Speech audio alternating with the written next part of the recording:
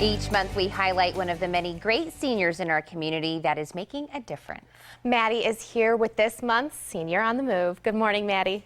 Well, good morning to both of you and welcome, Tina. I'm glad you're here along with Maria. If you've ever wondered whose voice it is you've heard on that book you're listening to in the car recently, you're about to meet her. Please make welcome voice actor Betsy Beard. Good morning, Betsy. Hello, Maddie. I'm glad to be here. Oh, I'm so glad you're Thank here. you. I have never met a voice actor in my Really? whole life. Nope. Well, that's because It's a they long never life. get outside of the studio. No kidding. Outside that little room. Outside a little room. How did you get to be one? Well, I wanted to be an actress from the beginning of my career. When I was 4 years old, I saw Yankee Doodle Dandy. Of course. And I said, well, that's for me. That's what yep. I want to do. And so I told my 8th grade civics teacher I didn't need to learn any civics, thank you, but I was going to be on Broadway. Well, all right. Yeah. And it was I've true. known students like you. And you got it. It all turned out to It be true. did. Yeah. You got all the way to Broadway. I certainly did. That was my first equity job on Broadway in Shenandoah, understudy. But wow. And you sing. I do. I You're sing. an opera singer. Uh-huh. But this voice thing, I think it's just great that you do this. And sitting beside you is this wonderful author. I've had Nancy to show her first book. She's on her second book. Nancy Rossman, how are you today? I'm good, Maddie, and I get to meet my voice today. Yes, meet your voice.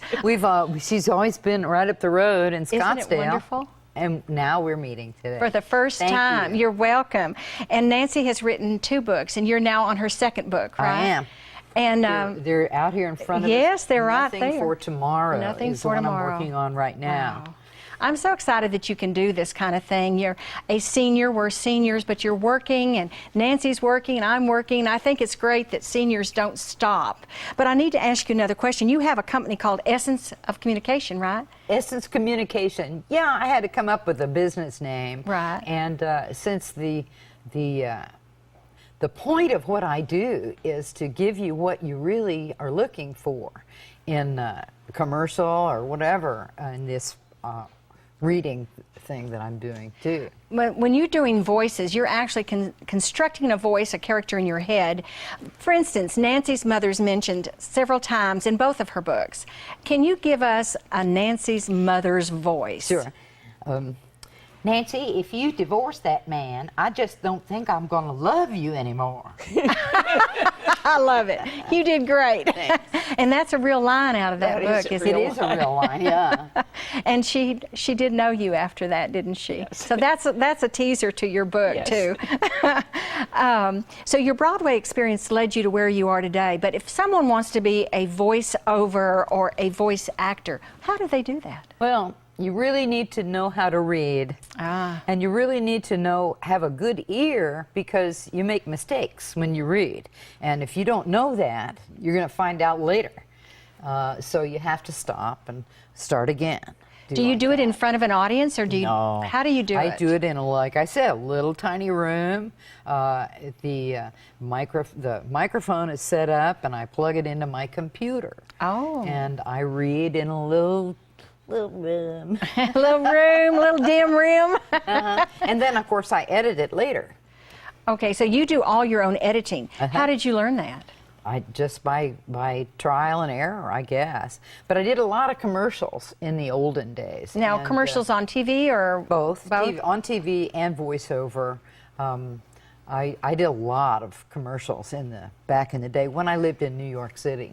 Okay, so if I were to ask you to do a voiceover of me, for instance, could you pick up on my voice? Can you hear what I... Oh, yeah. I just put you in Lubbock. How did you know? So how would you do me? Well, give me a line. Well, just say, good morning, Tucson. Welcome Good morning, Tucson. All right. Oh, that's so close, and yet so far. Right. So if you're going to be doing this for a long time, are you going to do it for a short time, or what's your next big adventure? Well, I plan to do this for a long time. I'm just now getting started in So you're new at this, aren't you? audiobooks. Yeah. Yes. And doing my own recording and that sort of thing. But yeah, I wouldn't say that.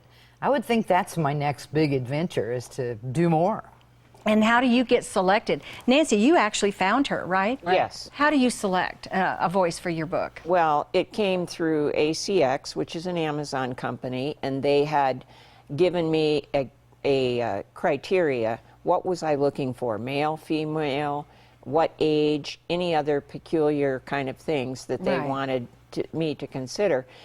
And then they would send me a 5-minute tape of various voices. And Betsy's was the 8th one that I listened to. And she really? only read 1 minute, and I went, that's her. That's her. You knew it immediately. I knew it immediately. And when I heard her voice on the phone, I knew why you had chosen Yes. her. Oh, So, nice. yes, I have really enjoyed listening to you today and meeting you. Thank you very much. And I'd like to know if you have a philosophy. I always ask my guests that. Well, I like to provide for people the thing their heart most desires. Oh, great. And so that's kind of not always easy to do, That's right. but that's what I seek to do. All right. Well, I've really enjoyed meeting you. Nancy, thanks for coming again, being Thanks, that Maddie. Thank stalwart character that you are and writing these fabulous books. I've read both, and I would invite all of you to read these books. They're fabulous. And now I'm going to turn it back to our new co-hosts, Tina and Maria. Thank you, Maddie. And